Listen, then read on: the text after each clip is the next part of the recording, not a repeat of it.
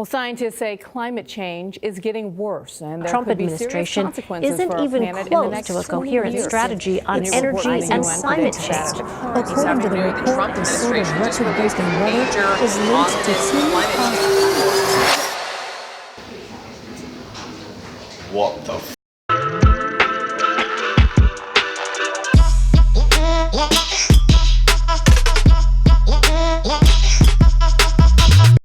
We've grown up most of our lives hearing about the absolute train wreck that is global warming. Apart from a small group of radical climate change deniers, everyone acknowledges it as a fact, and everyone just sort of accepts that it's happening every second of every day around us.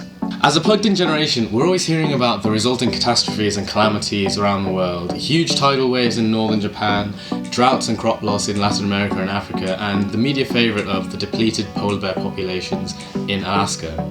It's come to the point where even the casual bystander who always thought that climate change only affected far away foreign lands has been forced to come to terms with this frightening truth.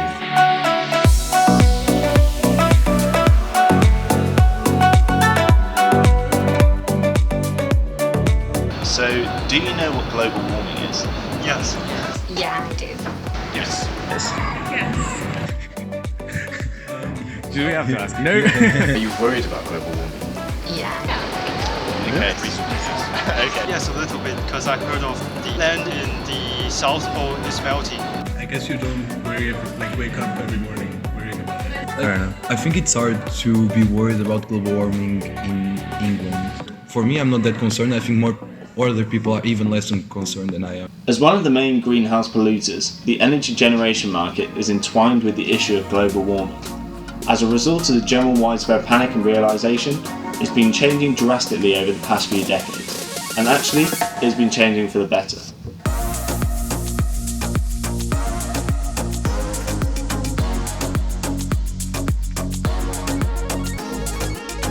Nowadays, renewable energy is cheaper than ever. In fact, many forms such as wind and solar have overtaken fossil fuels in the efficiency rat race, and during peak production hours are even undercutting conventional fossil fuel plants, to the extent where they become ancillary marginal plants. Across the globe, large companies such as Tesla have been investing in renewable energy generation and assisting in infrastructure implementation. For example, in December 2017, Tesla's 100 megawatt lithium-ion battery in Jamestown, South Australia, responded once a coal power plant takes a flight, and to this day aids in solving the problem of the intermittency of renewables. Additionally, things like biofuels are now ubiquitous, and most gasoline across the globe is now sold as E10. This is a 10% bioethanol blend which can be readily used in modern cars. With further universal engine modification, fuels up to E85 could be used. Unfortunately, this trend adopted in the US, Canada, Australasia, and even Europe has yet to catch up in the UK, where E5 fuels are still the norm. The point is, yes, we have a problem, no, it's not fixed, but it sure as anything is getting better. The issue that we take with all this is that whenever we hear about greener energy production or schemes to tackle global warming, the big issue stories always focus on the big powers in the world. Countries, governments, MMCs, NGOs. However, with technology at the state that it's gotten to now, a lot of the real power lies with us.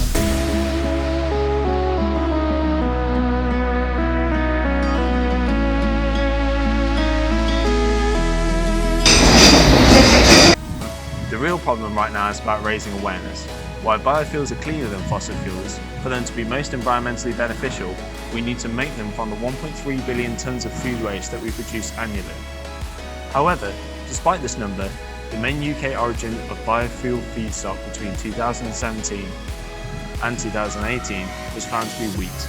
Awareness and campaigning is needed to bring to light the value of food waste, and a separation strategy for the sifting of food waste from municipal solid waste is essential in order to maximise its utilisation. London Mayor Sadiq Khan's environmental strategy entails that councils should offer all properties with curbside recycling collections and a separate weekly food collection by 2020. But this only works with the cooperation and support of the public. Governments should be held accountable for their decisions when it comes to energy policy. Current electrical infrastructure looks something like this. Utilities produce the electricity, the grid distributes it, And customers receive this electricity and are billed for the costs of generation and distribution. Installing photovoltaic cells allows customers to produce their own electricity at certain hours of the day, becoming self-sufficient. When the intensity of the sun peaks, the cells may generate more electricity than the consumer needs. At this point, the consumer may be interested in transmitting the surplus electricity back to the utility in exchange for a reduced fee on their electricity bill, effectively winding back the meter. This is the underlying principle of a technology called net metering. Attractive as this may seem for the consumer, distributed generation leads to many complications for the utility and the grid. Firstly, the grid has to balance the voltage and frequency it supplies. Accepting electricity from multiple sources with varying input frequencies and voltages provides a major challenge.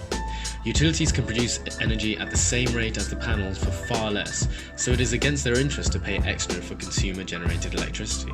An attractive feature of photovoltaic cells for customers is the ability to have their energy bill reduced if they return any surplus energy generated by the panels to the grid, a system known as net metering.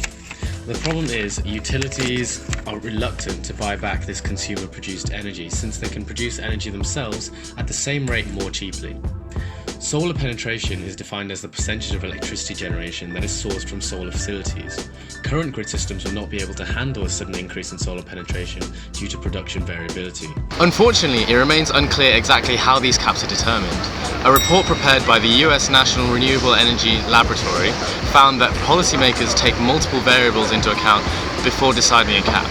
Contrary to this statement, the findings of a white paper produced by EQ found that most net metering caps were the arbitrary results of negotiations rather than by principled analysis. Failure to enforce suitable caps means that solar investment becomes stalled as the maximum penetration is exceeded and the investment in solar technology comes to a halt until the cap is raised. Utilities are more interested in customers with solar generation and storage capabilities.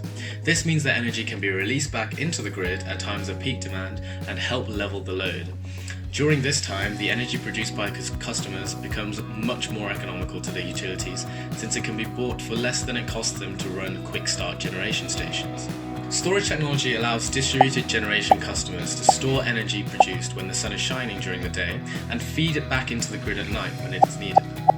With technology becoming so cheap and widespread, the responsibility of a clean energy future is no longer solely in the hands of big daunting organisations. While the task is intimidating at best, and the consequences are bleak, I don't think we should see global warming as a prolonged inevitability, but more as an opportunity to come together, innovate and collaborate. If you want to read more about the current ongoings in the energy industry, most of the information in this video is taken from the Imperial College London, London School of Economics and University College London's joint publication, The Energy Journal. In this 100% student-led and free journal, these topics are explored in much more detail and with much more supporting evidence, so click on the link in the description if you're interested. Please give us a subscribe if you want to see more content like this.